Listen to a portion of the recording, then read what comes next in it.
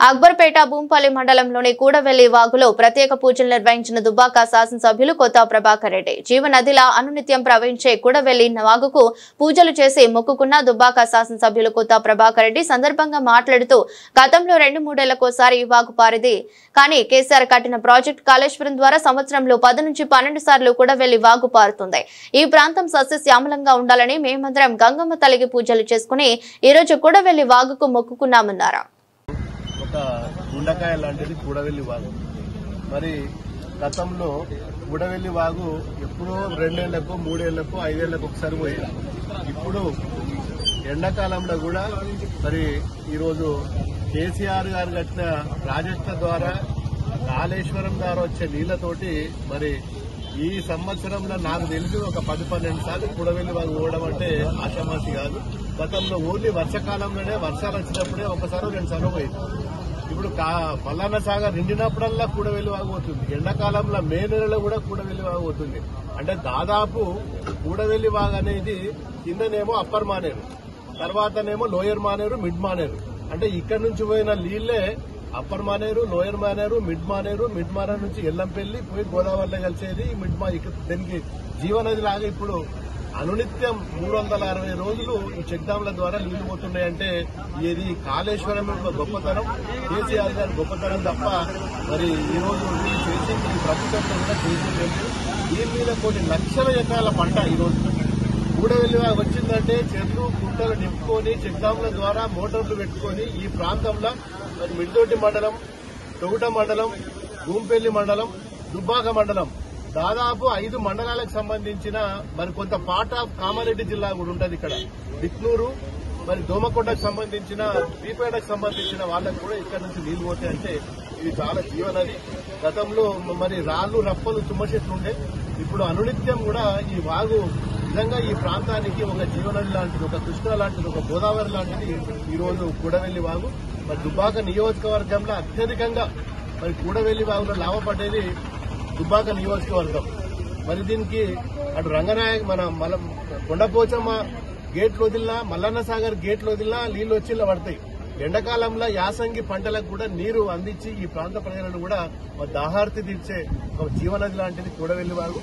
ఈ రోజు నిండి మంచి వర్షాలు పడ్డది।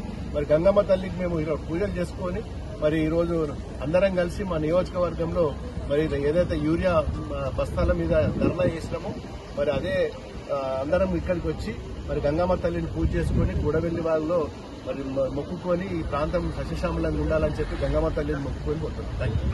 కాంగ్రెస్ మెడలకు ఉరితాడైతే రాసి పెట్టుకోండి బిడ్డ మీరు ఇలా డాన్సులు చేస్తున్నారు। ఇలా ఆపత్తోటి రైతులు రోడ్ల మీద ధర్నాలు చేస్తే మా కాంగ్రెస్ నాయకులు జిల్లా నాయకులేమో ఇలా డాన్సులు చేస్తున్నారు। ఏం డాన్సులు చేస్తున్నారు ఇలా నేను టీవీలో చూసిన వచ్చినప్పుడు ఇది పరిస్థితి। ఇలా మల్లన్న సాగరు ఇంకొక విషయం కూడా తెలవాలి మీకు। ఇలా మన ఇంటికి ఏదన్నా చిన్న పొక్క పడుతుంది, ఉరుస్తుంది, ఇల్లు కూడా కొట్టుకుంటాం మనం। రోడ్డు మీద కారు తీసుకొని పోతాం, కారుకు లైట్ అడ్డం వలిపోతుంది, ఓ బంపర్ వలిపోతుంది, ఓ బర్ర కలుగుతుంది, ఓ దుడ్డ కలుగుతుంది, కారు యాక్సిడెంట్ అవుతుంది। కారు తీసుకపోయి హుస్సేన్ సార్ లో పడేస్తావా లేకపోతే స్క్రాప్ చేస్తావా?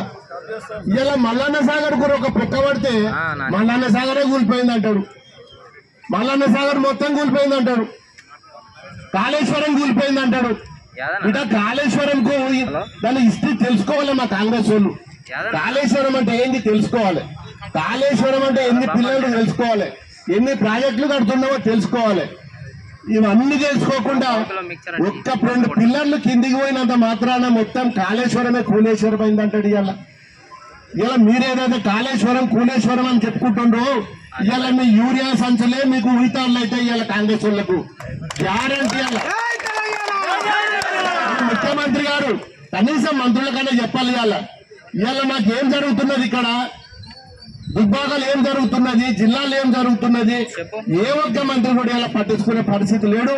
ఇవాళ ఇంతమంది రైతులు ఇవాళ అన్ని మండలాలలో అన్ని గ్రామాలలో యూరియా లేక నానా అవస్థలు పడుతున్నారు। అప్పులో చేసిండ్రు, ఇప్పటి వరకు కూడా మరి యూరియా బస్తాలు రాలేదు। ఒక్క లారీ వస్తే 300-400 బస్తాలు వస్తే 2-3 వేల మంది మరి లైన్ కడుతున్నారు ఇవాళ.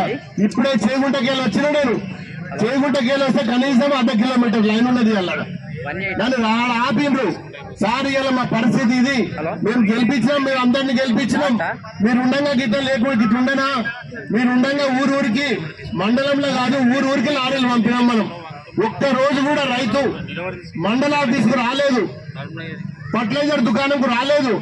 ఏ ఊరికి సొసైటీ లారీ వస్తే ఆ ఊరి సొసైటీకి పోయి ఆడ ఊర్లో దించి గోడాములు కట్టినాం మనం.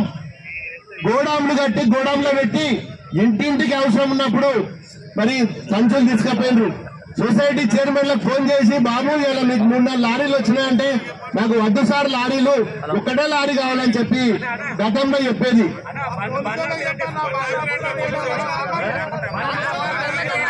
ఇలా పోలీసు వాళ్ళని బండ్లాబాద్ పోయి కొద్దిగా పచ్చిడోళ్ళని బండ్లేని కాపుతారు, మీకు న్యూసెన్స్ చేస్తున్నా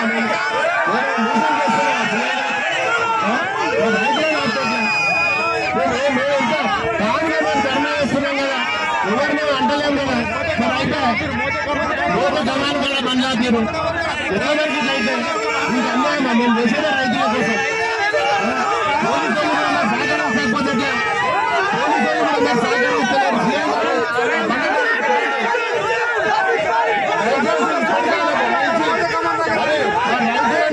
వెంటనే తక్షణమే ధర్నాకు వచ్చే రైతులను కూడా ఆపుతున్నారు. ఇవాళ ఎవరిని కూడా రానియట్లేదు.